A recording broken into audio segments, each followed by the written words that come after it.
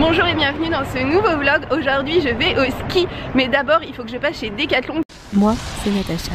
J'aime voyager sur tous les continents. Aujourd'hui je suis au Monténégro et je me rends en Albanie en bus. Je suis installée sur la plage à Copacabana. Cette fois, c'est à la montagne que j'ai posé mes valises. Plantées de bâtons, génépi et paysages grandioses, voici le programme. En fait, on est en mars et Decathlon commence déjà à vider ses rayons de ski. Du coup, il n'y a plus qu'un seul Decathlon dans tout Paris qui vend encore des masques et encore, je ne les vois pas et ça m'inquiète. Alors, j'avais seulement un masque spécial pour le beau temps et j'en avais pas un pour le mauvais temps. Il va faire pas très beau pendant mon séjour, donc c'était hyper important que j'en achète un parce qu'au moins ce masque il est pas très opaque. Donc quand il n'y a pas beaucoup de soleil, ça suffit.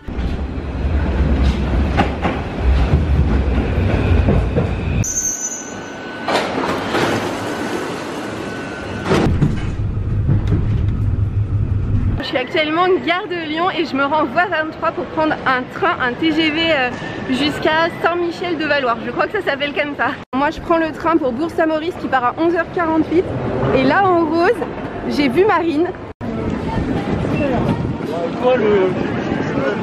Les 45, on vient de s'installer dans le train, il y a beaucoup de bruit.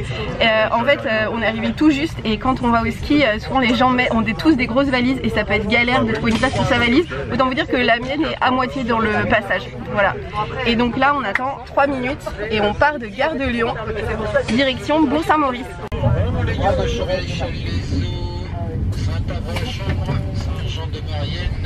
Saint-Michel-de-Valois et je suis ça, le chef de bord accompagné de la police et de notre conducteur. Et dans le train, nous notre TGV il est direct, c'est-à-dire qu'on monte à Gare de Lyon, on descend à Saint-Michel-de-Valois et ensuite on a juste un bus à prendre. Mais il y a beaucoup de TGV qui vont jusqu'à je sais plus où et ensuite il faut faire un changement, prendre un TER et du coup c'est plus long. Le nôtre il commence à 11h48 et il arrive à 15h57 et on peut pas faire mieux. Au niveau du siège, vous avez un filet où vous pouvez mettre tout un tas de choses, une tablette qui peut vous servir pour pique-niquer. Il y a une poubelle ici et une prise qui fonctionne hyper bien pour charger son portable. Et il y a même ici un crochet où vous pouvez mettre votre manteau. Là, une lumière dirigeable qui sert surtout, je pense, quand il fait nuit. Et ça, je ne sais pas ce que c'est. Et tout au-dessus, vous pouvez mettre vos petits sacs à dos. Ah, et peut-être que je vous ai dit, il y a aussi un repose-pied.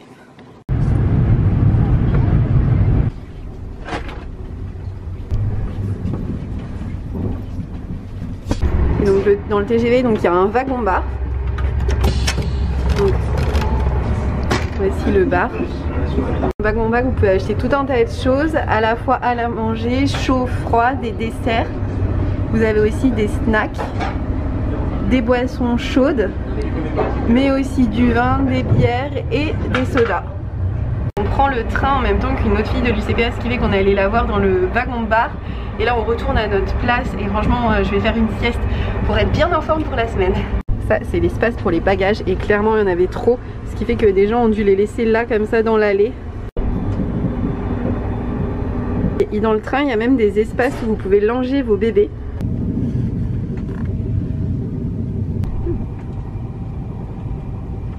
Ce qui est sûr et certain, c'est que quand vous prenez le TGV, vous pouvez pas tricher parce qu'ils contrôlent votre billet quand vous rentrez, enfin juste pour accéder au quai. Et ensuite, les contrôleurs repassent pour revérifier vos tickets une fois que vous êtes installé dans le train et qu'il a démarré. Votre sécurité, veuillez prendre garde à l'espace entre le marchepied et le quai. Nous vous rappelons que la descente s'effectue à quai et à l'arrêt. Avant de descendre, assurez-vous de ne rien oublier à votre place. En fait au début on est vraiment en vitesse TGV, c'est-à-dire qu'on met que 2 heures pour aller à Lyon, enfin pour arriver au niveau de Lyon, et ensuite on met 2 heures pour aller jusqu'à la station parce qu'on se retrouve sur des voies de TER et donc du coup notre TGV roule à la vitesse d'un TER. Mais ce qui est hyper confortable c'est qu'on peut rester assis au même endroit. Donc là voilà, il y a des toilettes dans le TGV. Mesdames, messieurs, dans quelques instants, nous arrivons en gare de Saint-Avre-la-Chambre pour votre sécurité. On commence à avoir de la neige ici en haut des montagnes. On vient d'arriver à Saint-Michel, à la gare de Saint-Michel-de-Valois. En réalité, on est à Saint-Michel et il faut qu'on prenne un bus pour Valois. On l'a réservé sur internet plutôt assez longtemps à l'avance parce que là on est à 700 mètres d'altitude et le bus va nous emmener à 1400 mètres d'altitude. Et le bus est juste là, juste à la sortie de la gare. C'est quand même très pratique.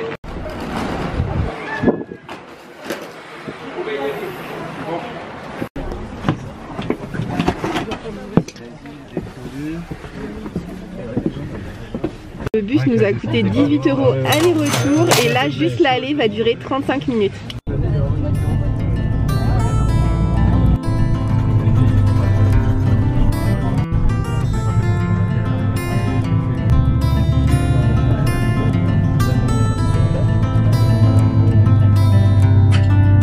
Alors pour l'instant la seule neige qu'on a vue c'est ça. C'est la première fois là qu'on voit de la neige, j'espère qu'il y en aura un peu plus sur les pistes. On continue à monter, là il commence à y avoir un peu plus de neige mais enfin ça reste pas terrible, hein. C'est pas génial pour skier, ça va pas être suffisant. En fait il a pas neigé depuis près d'un mois et les températures sont vraiment super chaudes pour un mois de mars et du coup l'enjeu c'est de savoir s'il va ou pas vraiment y avoir de la neige. D'après les webcams il y en a mais on sait jamais.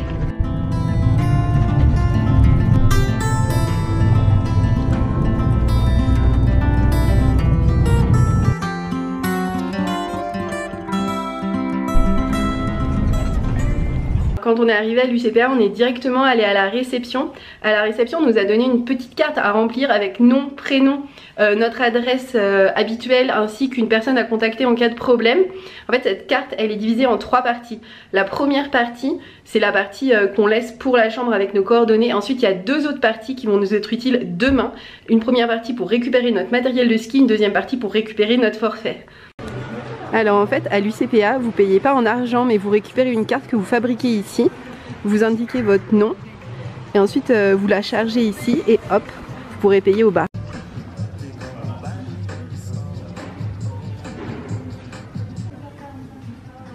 Je vais vous montrer à quoi ressemble une chambre à l'UCPA, on est complètement installé donc je vais vous montrer aussi comment est-ce qu'on a réparti toutes nos affaires. Donc d'abord voici derrière moi vous avez la chambre pour que vous ayez un aperçu global. Et là ce qu'on a fait c'est qu'on a chacune un porte-manteau, on a mis toutes nos affaires de ski. Là on a une sorte de table basse ici, donc on a mis notre bar. Normalement il est interdit d'importer de l'alcool à l'UCPA mais on espère que ça va passer. Donc là c'est notre bar et là on a les jeux pour jouer tous ensemble. Chacune on a un lit avec une petite boîte plus une armoire que vous voyez là. Donc je vais vous montrer dans l'armoire. L'armoire en fait est pas très pratique parce qu'il y a cette boîte et en fait on peut accéder très difficilement en haut quand on est petite comme moi. Donc du coup ce que j'ai fait en haut, je vais jeter mes affaires sales. Ici j'ai mis toutes mes affaires de ski là pour qu'elles soient facilement accessibles le matin. Ici, là, tout en haut, j'ai mis... Et donc dans la salle de bain, on a 2 étagères, donc on a pu laisser comme ça nos trousses de toilette ici de chaque côté. On a des trucs pour pendre nos serviettes, ce qui est très pratique, et une grande douche. Ah, par contre, il n'y a pas de porte-savon dans la douche. Et des toilettes avec du papier toilette. Une fois qu'on a fait nos lits, la chambre est quand même beaucoup plus jolie. Et on a une plutôt très jolie vue, là ici, sur le village qui est enneigé. C'est assez féerique. Tous les jours le dîner est à 19 h, ce qui fait qu'à 18 h 30 on va descendre au bar pour prendre un petit apéro avant de dîner pour de bon à 19 h.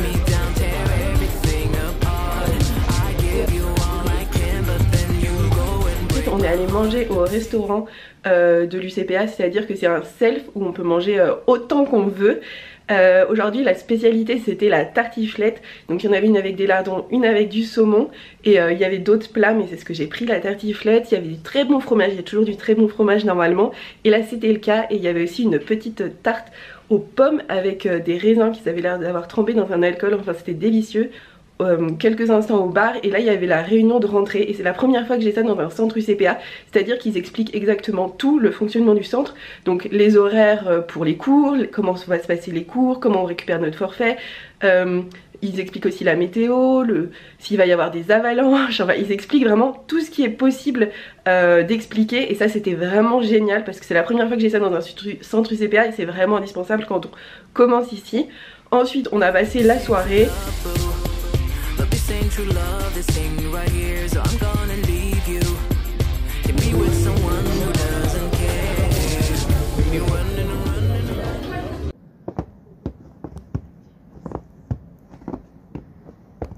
Puis on est remonté dans nos chambres, on a dormi. Et là, c'est le matin. Première journée de ski, donc là les procédures de rentrée continuent. On va commencer par les petits déjeuners et à partir de 8h30 on peut récupérer notre matériel et notre forfait, et quand on récupère notre forfait on va donner à un mono notre niveau de ski. En fonction de notre niveau de ski, il va nous classer dans des groupes. Le premier matin, quand vous descendez récupérer votre forfait et vos skis, vous prenez surtout les 2 parties de cette petite carte rose parce que c'est grâce à ça que vous allez pouvoir les récupérer. Alors on est descendu pour récupérer nos forfaits. Pour les forfaits, comme je vous disais, en fait on nous indique notre niveau de ski. D'ailleurs je vais vous donner exactement les définitions des niveaux. Au niveau initié, vous maîtrisez les vertes et vous voulez apprendre les bleus. Au niveau maîtrise, vous maîtrisez les bleus et vous voulez apprendre les rouges. Au niveau confirmé, vous apprenez les noirs. Et enfin au niveau expert, vous maîtrisez tout. Puis ensuite on dit si vous voulez skier avec quelqu'un qui n'est pas de votre niveau, il faut absolument le dire, comme ça il s'arrange si vous êtes à mi-temps, que les cours tombent la même demi-journée que la personne avec qui vous partez. Donc ça c'est vraiment important de le dire à ce moment là.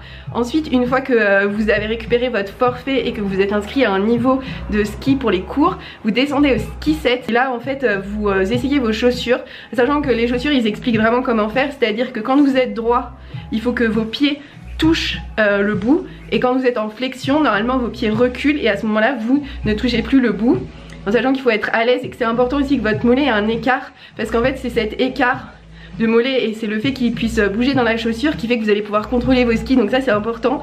Ensuite une fois que vous avez vos chaussures, vous récupérez vos skis, donc ils mettent les skis par rapport à votre taille, ils adaptent évidemment les fixations à votre poids et à la taille de votre chaussure.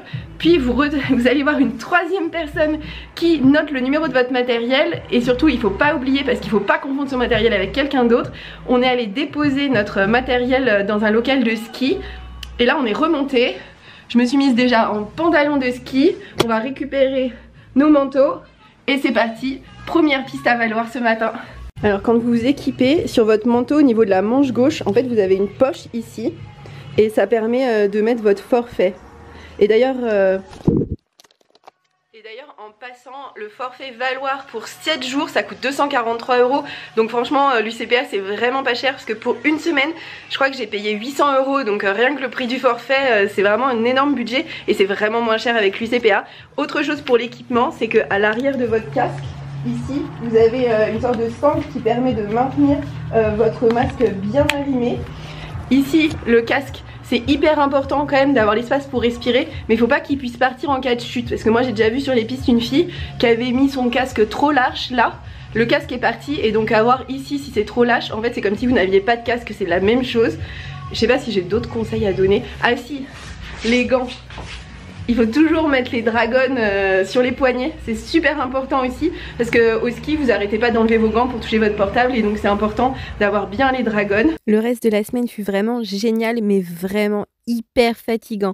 Chaque matin on était levé à 7h45, on s'habillait en vitesse pour descendre au petit déjeuner à 8h précises. On mangeait à peu près de 8h à 8h20. À 8h20 on remontait dans nos chambres pour se laver les dents rapidement. Puis on s'habillait en tenue et à 8h50 on était prêts, on était devant et en fait on attendait pour aller skier. On prenait la toute petite piste jusqu'aux remontées mécaniques, on attendait 5 minutes pour les remontées mécaniques car on était là même avant l'heure des ouvertures. Ensuite on skiait toute la matinée, franchement c'était juste trop génial, il faisait pas très beau. Et en plus de ça, quand il faisait beau, il y avait le sable du Sahara qui nous gâchait la vue. Mais peu importe parce que les pistes étaient bon. Ah oui, alors les pistes n'étaient pas forcément non plus géniales. C'est-à-dire que le matin, elles étaient complètement verglacées. Et au fur et à mesure de la journée, la neige se ramollissait. Et en fin de journée, ça devenait vraiment de la soupe. Mais peu importe, en fait, ça permet de progresser et d'apprendre à skier sur toutes les neiges. Ensuite, vers midi, on rentrait, on mangeait rapidement.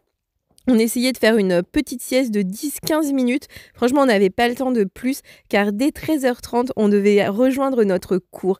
Et là, on avait le mono le plus génial qui existe. En fait, il était mono que depuis 2 mois. Du coup, il avait vraiment la passion et l'envie de nous apprendre. Il nous a fait faire des exercices tout le temps. J'ai eu 12 heures de cours en tout avec lui et franchement c'était 12 heures d'exercice, j'ai énormément progressé. Il nous a appris les bases du carving, comment faire la godille, comment bien gérer son mouvement. Il a commencé à nous apprendre l'angulation. J'ai jamais autant appris que cette semaine-là. Franchement c'était super.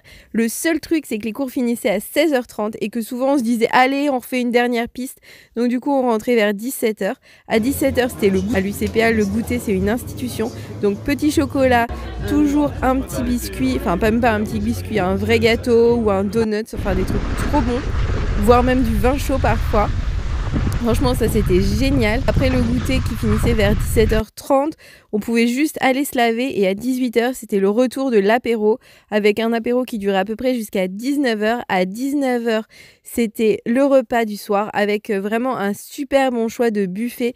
Les cuistots étaient vraiment au petit soin avec nous et nous se demandaient tout le temps si on aimait, s'il fallait mieux recuire la viande, etc. C'était trop génial.